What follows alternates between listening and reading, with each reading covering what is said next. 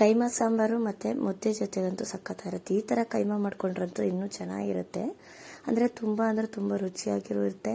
ಜೊತೆಗೆ ಇದು ಮುದ್ದೆ ಚಪಾತಿ ಅನ್ನ ಜೊತೆಗಂತೂ ಸೂಪರ್ ಅಂತಲೇ ಹೇಳ್ಬೋದು.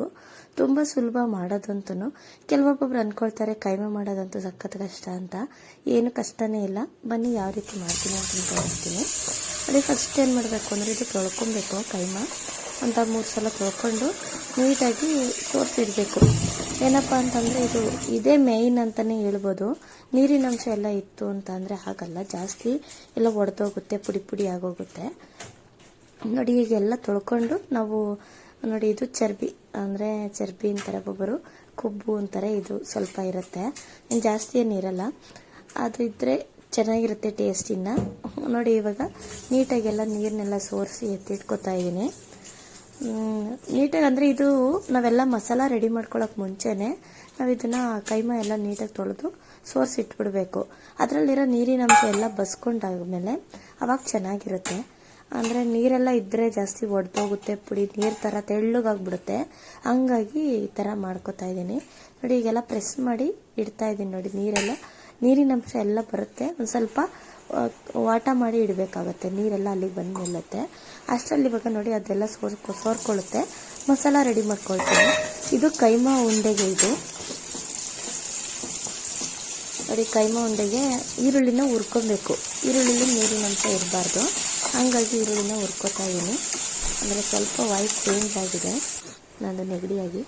ಜೊತೆಗೆ ನೋಡಿ ಇವಾಗ ಕೊತ್ತಂಬರಿ, ಪುದೀನ ಮತ್ತು ಹುರಿದಿರುವಂಥ ಈರುಳ್ಳಿ ಸ್ವಲ್ಪ ಹಾಕ್ಕೊಂಡಿದ್ದೀನಿ. ಇದೆಲ್ಲ ಒಂದು ಈರುಳ್ಳಿ ಹಾಕ್ಕೊಂಡಿದ್ದೀನಿ ನಾನು. ಇದು ನಾನು ಕೈಮಾ ತೋರಿಸ್ತಾ ಇರೋದು ಅರ್ಧ kg ಮೆಜರ್ಮೆಂಟು. ಬೆಳ್ಳುಳ್ಳಿ, ಮೆಣಸು ಸ್ವಲ್ಪ, ಅರಿಶಿನ ಪುಡಿ ಸ್ವಲ್ಪ, ಒಂದು 1/4 ಟೀ ಸ್ಪೂನು, ಅರ್ಧ ಸ್ಪೂನಷ್ಟು ಮೆಣಸಿನ್ಕಾಯಿ ಪುಡಿ, ಚಿಲ್ಲಿ ಪೌಡ್ರು, ಚಕ್ಕೆ, ಲವಂಗ, ಶುಂಠಿ, ಧನಿಯಾ ಪುಡಿ ಇದೆಲ್ಲ ಹಾಕ್ಕೊಂಡ್ಬಿಡ್ತೀನಿ. ಹಾಕ್ಕೊಂಡು ನೀಟಾಗಿ ನೀರು ಹಾಕ್ಕೊಂಡು ರುಬ್ಕೊಬೇಕಾಗತ್ತೆ. ಉಪ್ಪು ಸ್ವಲ್ಪ ಹಾಕಬೇಕು. ಕಡಲೆ ಮೇನ್ ಇದು ಕಡಲೆ ಹಾಕಲೇಬೇಕು, ಒಡೆದೋಗಲ್ಲ ಕೈಮಾ ಉಂಡೆ ಹಾಕಿ. ನೀರು ಸ್ವಲ್ಪ ಹಾಕ್ಕೊಂಡು ರುಬ್ಕೊಂಡ್ಬರ್ತೀನಿ. ನುಣ್ಣಗೆ ನೀರು ಜಾಸ್ತಿ ನೀರು ಹಾಕಕ್ಕೆ ಹೋಗ್ಬಾರ್ದು, ತೆಳ್ಳಗಾಗ್ಬಿಡುತ್ತೆ. ನೋಡಿ ಅಷ್ಟರಲ್ಲಿ ಇದೆಲ್ಲ ಸೋರ್ಕೊಂಡಿರುತ್ತಲ್ಲ, ಇದನ್ನೆಲ್ಲ ನೀಟಾಗಿ ಕೈಮಾ ಉಂಡೆದು ಅದೇ ಕೈಮಾ ಎಲ್ಲ ಇದು ಮಾಡಿದ್ದಲ್ಲ ಅದರೊಳಗಡೆ ಮಸಾಲನೂ ಹಾಕ್ಕೊಂಡು ಎಲ್ಲ ನೀಟಾಗಿ ಮಿಕ್ಸ್ ಮಾಡ್ಕೊಳ್ತೀನಿ. ಏನಪ್ಪ ಅಂದರೆ ಇದಕ್ಕೆ ಖಾರ ನೋಡಿಕೊಂಡು ನಿಮಗೆ ಎಷ್ಟು ಬೇಕು ನೋಡ್ಕೊಂಡು ಹಾಕ್ಕೊಳ್ಳಿ ಖಾರ, ಉಪ್ಪು. ನಾನು ಸ್ವಲ್ಪ ಮೀಡಿಯಮ್ ಆಗಿ ಹಾಕ್ಕೊಂಡಿದ್ದೀನಿ. ನೋಡ್ತಾ ಇದ್ರಲ್ಲ, ಈಗ ಇದೆಲ್ಲ ಮಿಕ್ಸ್ ಆದಮೇಲೆ ಒಂದು ಕೈಮಾ ರುಬ್ಬೋದೇ ಜಾರ್ ಇರುತ್ತೆ, ಆ ಜಾರಲ್ಲಿ ಹಾಕ್ಕೊಂಡು ರುಬ್ಕೊಳ್ತೀನಿ. ನೋಡಿ ಇಷ್ಟೆಲ್ಲ ರುಬ್ಬಿ ಇದರಲ್ಲಿ ಸೇರಿಸ್ಕೊತೀನಿ. ಎಲ್ಲವನ್ನು ಇದೇ ಥರನೇ ರುಬ್ಕೊತೀನಿ.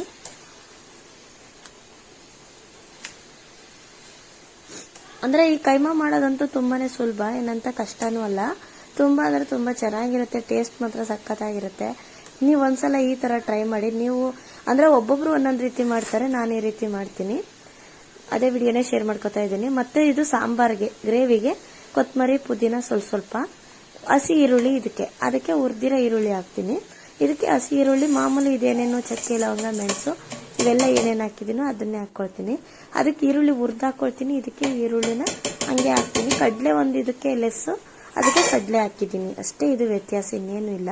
ಇದೇ ಥರ ಸೇಮ್ ರುಬ್ಕೊಂಡು ಖಾರ ಅದಕ್ಕೂ ಹಾಕಿರ್ತೀನಿ, ಇದಕ್ಕೂ ಹಾಕಿರ್ತೀನಿ, ಉಂಡೆಗೂ ಅಂದ್ಬಿಟ್ಟು ಮೀಡಿಯಮಾಗಿ ಹಾಕ್ಕೊಳ್ತೀನಿ. ನಮ್ಮ ಮನೆಯಲ್ಲಿ ಖಾರ ಜಾಸ್ತಿ ಇದ್ರೆ ಮಕ್ಕಳಂತೂ ತಿನ್ನಲ್ಲ, ಹಂಗಾಗಿ ನಮಗೂ ಮೀಡಿಯಮ್ ಖಾರನೇ ಇಷ್ಟ. ನೋಡಿ ಈಗ ಸ್ವಲ್ಪ ಎಣ್ಣೆ ಹಾಕ್ಕೊಂಡು ಇದು ಗ್ರೇವಿಗೆ ರುಬ್ಬಿದ್ನೆಲ್ಲ ಇದರಲ್ಲಿ ಹಾಕ್ಕೊಂಡು ಕುದಿಸ್ಕೊಳ್ತೀನಿ ಗ್ರೇವಿನ. ಕಾಯಿ ಟೊಮೊಟೊ ಸಪ್ರೇಟ್ ರುಬ್ಕೊಳ್ತೀನಿ, ಎಲ್ಲ ಒಟ್ಟಿಗೆ ರುಬ್ತಾರೆ, ನಾನು ಈ ರೀತಿಯಾಗಿ ರುಬ್ಬೋದು. ನೋಡಿ ಉಪ್ಪು ಹಾಕ್ಕೊಳ್ತಾ ಇದ್ದೀನಿ ರುಚಿಗೆ ತಕ್ಕಷ್ಟು. ಇಷ್ಟು ಹಾಕ್ಕೊಂಡು ಇದಕ್ಕೆ ನೋಡಿ ಹಾಕ್ಕೊಂಡು ತಿರುಗಿಸಿ ತೋರಿಸ್ತೀನಿ. ಗಟ್ಟಿ ನೋಡ್ಕೊಂಡು ಮಾಡ್ಕೋಬೇಕು. ತೀರಾ ಗಟ್ಟಿ ಬೇಕು ಅನ್ನೋರು ಸ್ವಲ್ಪ ನೀರೇನು ಹಾಕ್ಕೊಳಕ್ಕೆ ಹೋಗ್ಬಿಡಿ. ನೋಡಿ ಇದು ಎತ್ತಿಟ್ಟಿದ್ನೆಲ್ಲ ಈ ಚರ್ಬಿ ಅಂದರೆ ಕೊಬ್ಬು, ನೆಣ ಅಂತಾರೆ, ಕೊಬ್ಬು ಅಂತಾರೆ, ಇದನ್ನೇ ಎತ್ತಿಟ್ಟಿದ್ದೆ. ಅದನ್ನ ಈಗ ಇದ್ರಲ್ಲಿ ಹಾಕ್ಕೊಂಡು ಕುದಿಸ್ಕೊಳ್ತೀನಿ. ಜಿಡ್ಡಿನ ಅಂಶ ಬಿಡುತ್ತೆ, ಒಂಥರ ಟೇಸ್ಟ್ ಚೇಂಜ್ ಆಗುತ್ತೆ ಅಂತ. ನೋಡಿ ಇವಾಗ ಎಣ್ಣೆಕಾಯಿ ಮಾಡಿಕೊಂಡು ಉಂಡೆಗಳನ್ನೆಲ್ಲ ಮಾಡಿ ಇಟ್ಕೊಳ್ತೀನಿ ನಾನು. ಅರ್ಧ kg ಕೈಮಾ ಮೆಷರ್ಮೆಂಟ್ ನಾನು ಇವಾಗ ಹೇಳ್ತಾ ಇರೋದು. ನೋಡ್ತಾ ಇದ್ದೀರಲ್ಲ, ಎಲ್ಲವನ್ನು ಹೀಗೆ ಉಂಡೆ ಮಾಡಿಕೊಂಡು ಇಟ್ಕೊಂಡ್ಬಿಡ್ಬೇಕು ನಿಧಾನವಾಗಿ. ಹಂಗೆ ಹೊಸಬ್ರು ಯಾರಾದರೂ ನನ್ನ ಚಾನಲ್ನ ನೋಡ್ತಾ ಇದ್ರೆ ಇನ್ನೂ ಸಬ್ಸ್ಕ್ರೈಬ್ ಮಾಡ್ಕೊಂಡಿಲ್ಲ ಅಂದರೆ ಅಂದರೆ ಫೇಸ್ಬುಕ್ ವಿಡಿಯೋದಲ್ಲಿ. ಇನ್ನೂ ಫಾಲೋ ಮಾಡಿಲ್ಲ ಅಂದರೆ ಈಗಲೇ ಫಾಲೋ ಮಾಡ್ಕೊಳ್ಳಿ, ಹಾಗೆ ಸಪೋರ್ಟ್ ಮಾಡಿ ಅಂತ ಹೇಳ್ತಾ ಇದ್ದೀನಿ. ನೋಡಿ ಉಂಡೆ ಫುಲ್ ಮಾಡ್ಕೊಂಡಿದ್ದೀನಿ. ಹಾಗೆ ಮತ್ತು ಕಾಯಿ ಒಂದು ಕಾಯಿ ಮತ್ತು ಒಂದು ದಪ್ಪದೊಂದು ಟೊಮೆಟೊ ಹಾಕ್ಕೊಂಡು ರುಬ್ಕೊಂಡು ಬರ್ತೀನಿ. ಈ ಮಸಾಲ ಹಾಕ್ಕೊಂಡು ಕುದೀತಾ ಇದ್ದೀನಿ. ಈ ಮಸಾಲ ಹಚ್ಚಿಸ್ಮೇಲೆ ಹೋದ್ಮೇಲೆ ಈ ರುಬ್ಬಿರೋ ಕಾಯಿ ಟೊಮೆಟೊನ ಇದರಲ್ಲಿ ಸೇರಿಸ್ಕೊಳ್ತೀನಿ ನಾನು. ಅಂದರೆ ಒಬ್ಬೊಬ್ಬರು ಅದರಲ್ಲೇ ಒಟ್ಟಿಗೆ ರುಬ್ತಾರೆ, ನಾನೇನು ಆ ರೀತಿಯಾಗಿ ಮಾಡಲ್ಲ. ನಾನು ಹೀಗೆ ಮಾಡೋದು, ಅದೇ ವಿಡಿಯೋನೇ ನಿಮಗೆ ಶೇರ್ ಮಾಡ್ಕೊತಾ ಇದ್ದೀನಿ. ನಾನು ಯಾವಾಗೇ ಕೈಮಾ ಮಾಡಿದ್ರು ಇದೇ ಥರನೇ ಮಾಡ್ಕೊಳ್ತೀನಿ. ಇನ್ನೊಂದು ಮೇನು ಧನಿಯಾ ಪುಡಿ ಏನಪ್ಪ ಅಂತಂದರೆ, ಇದಕ್ಕೆ ಬೆಳ್ಳುಳ್ಳಿನೂ, ಗ್ರೇವಿಗೆ ಬೆಳ್ಳುಳ್ಳಿನೂ ಹಾಕಿ ರುಬ್ಬಿದ್ದೀನಿ. ಆಮೇಲೆ ಎಲ್ಲ ಒಬ್ಬೊಬ್ಬರು ಧನಿಯಾ ಪುಡಿ ಎಲ್ಲ ಮನೆಯದು ಅಂಗಡಿಗೆ ಹಾಕ್ತಾರೆ, ನಾನು ಅಂಗಡಿಗೆ ಹಾಕ್ತೀನಿ. ಟೇಸ್ಟ್ ಸ್ವಲ್ಪ ಚೆನ್ನಾಗಿ ಬರುತ್ತೆ. ಮನೆಯಲ್ಲಿ ನಾವೇ ಧನಿಯಾ ಪುಡಿ ತುಂಬ ಚೆನ್ನಾಗಿರುತ್ತೆ ಟೇಸ್ಟ್. ನೋಡಿ ಇವಾಗ ಎಲ್ಲ ಉಂಡೆಗಳನ್ನು ಹಾಕುವಾಗ ನಾವೇನು ಮಾಡಬೇಕು, ಸ್ಟವ್ನ ಸಣ್ಣ ಮಾಡ್ಕೊಂಡಿರಬೇಕು. ಮಾಮೂಲಿ ಸ್ಲೋ ಮಾಡಿಬಿಟ್ಟು ಇವೆಲ್ಲ ಉಂಡೆಗಳನ್ನ ಹಾಕಬೇಕಾಗುತ್ತೆ. ಎಲ್ಲ ಹಾಕಬೇಕು. ಎಲ್ಲ ಉಂಡೆಗಳನ್ನ ಹಾಕ್ಬಿಟ್ಟು ಸಣ್ಣ ಉರಿನಲ್ಲೇ ನಾವು ತಟ್ಟೆ ಮುಚ್ಚಿ ಬೇಯಿಸ್ಕೊಳ್ಬೇಕಾಗುತ್ತೆ. ಜಾಸ್ತಿ ಜೋರು ಉರಿ ಹೀಗೆ ಅಂದರೆ ಬೆಣ್ಣೆ ಥರ ಕರೆಕ್ಟ್ ಇರುತ್ತೆ. ಕೈಮಾ ಉಂಡೆ ಮಾಡ್ತಾರೆ ಈ ಥರ ಹಾಕಿದ್ಮೇಲೆ ತಟ್ಟೆ ಮುಚ್ಚಿ ಒಂದು 1/4 ಗಂಟೆ ಬೇಯಿಸ್ಕೊಂಡ್ಬಿಟ್ರೂ ಸಾಕಾಗ್ಬಿಡುತ್ತೆ. ಬೆಂದೋಗಿರುತ್ತೆ ಇದೆಲ್ಲ ಅಲೆ. ನೋಡಿ ಆಲ್ರೆಡಿ ಅಲ್ಲೆಲ್ಲ ರೆಡಿ ಆಯಿತು. ಕೈಮಾ ಗ್ರೇವಿ ಅಂತೂ ಸೂಪರ್ ಆಗಿರುತ್ತೆ ಮಾತ್ರ. ಇದಂತೂ ಗೊಜ್ಜು, ಇನ್ನು ಇದು ಮುದ್ದೆ ಆದ್ರೂ ತಿನ್ಬೋದು, ಚಪಾತಿ ಆದ್ರೂ ತಿನ್ಬೋದು. ಇನ್ನೂ ಸ್ವಲ್ಪ ಸಾಂಬಾರ್ ಥರ ತೆಳುವಾಗೂ ಕೂಡ ಮಾಡ್ಕೊಳ್ಬೋದು.